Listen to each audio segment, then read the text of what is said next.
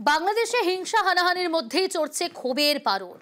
হাসিনা পরবর্তী সময়ে 6 মাসে 136টি আন্দোলন হয়েছে শুধুমাত্র রাজধানী ঢাকাতে। আর এখানেই শেষ নয়, এবার ফেব্রুয়ারিতে দেশ জুড়ে ধর্মঘটের ডাক আওয়ামী লীগের। তাদের দাবি ইউনূসকে পদত্যাগ করতে হবে। চাপে পড়ে সুর চড়িয়েছে ইউনূস সরকারও।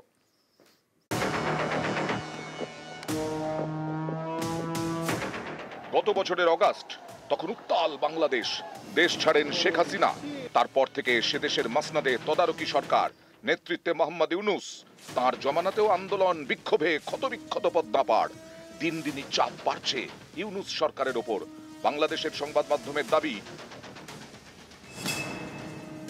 গত বছরের অগাস্ট থেকে এই জানুয়ারি, অর্থাৎ গত 6 মাসে 136টি আন্দোলন হয়েছে ঢাকায়। শুধুমাত্র রাজধানীতেই 177 দিনে 136টি আন্দোলন। বেশিরভাগই হয়েছে অচেনা কোনো গোষ্ঠীর ব্যানারে। চাকরির স্থায়ীকরণ, বদলি, নিয়োগ সহ নানা ইস্যুতে আন্দোলন হয়েছে ঢাকায়। নতুন বছরের প্রথম 28 দিনে 40টি আন্দোলন দেখেছে ঢাকা। 6 মাস ধরে আন্দোলনে জেরবার ঢাকা। এরই মাঝে ময়দানে নামছে আওয়ামী লীগ। ফেব্রুয়ারিতে দেশ জুড়ে হরতালের ডাক দিয়েছে শেখ হাসিনার দল মোহাম্মদ ইউনূসের পদত্যাগের দাবিতে। মাসের প্রথম 5 দিন লিফলেট বিলি, 6 ফেব্রুয়ারি প্রতিবাদ মিছিল এবং সমাবেশ, 10 ফেব্রুয়ারি বিক্ষোভ মিছিল এবং সমাবেশ, 16 ফেব্রুয়ারি অবরোধ, 18 ফেব্রুয়ারি দেশ জুড়ে হরতাল।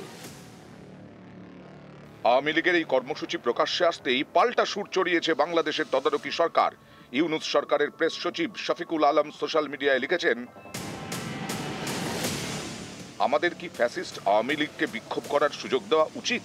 জুলাই অগাস্টের ভিডিও ফুটেজে স্পষ্ট দেখা যায় যে আওয়ামী লীগের কর্মীরা শান্তিপূর্ণ বিক্ষোভকারীদের হত্যায় অংশ নিয়েছিল। তাদের পরিচালিত হত্যাকাণ্ডে শহীদ হয়েছেন কয়েকশো তরুণ শিক্ষার্থী, এমনকি নাবালক শিশুরাও। জুলাই গণ অভ্যুত্থানের সময় গণহত্যা, খুন ও তাণ্ডবের জন্য দায়ী শেখ হাসিনার নেতৃত্বাধীন আওয়ামী লীগের সরকার। যতক্ষণ না আওয়ামী লীগ এই গণহত্যা, হত্যাকাণ্ড এবং প্রকাশ্য দুর্নীতির জন্য ক্ষমা না চাইবে এবং যতক্ষণ না আওয়ামী লীগ তাদের বর্তমান নেতৃত্ব ও ফ্যাসিবাদী আদর্শ থেকে নিজেদের আলাদা না করবে, ততক্ষণ পর্যন্ত তাদের বিক্ষোভ করার অনুমতি দেওয়া হবে না। মিত্রবাহিনী কি নাজিদের বিক্ষোভ করার অনুমতি দিয়েছিল? আন্দোলনের তুমুল চাপে শেখ হাসিনা দেশ ছাড়েন। তদারকি সরকারের বিরুদ্ধেও আন্দোলনের বিরাম নেই। ইউনূস সরকারের ওপর দিন দিনই চাপ বাড়ছে। তাই কি এরকম হুমকির সুর তদারকি সরকারের গলায়? নিউজ 18 বাংলা।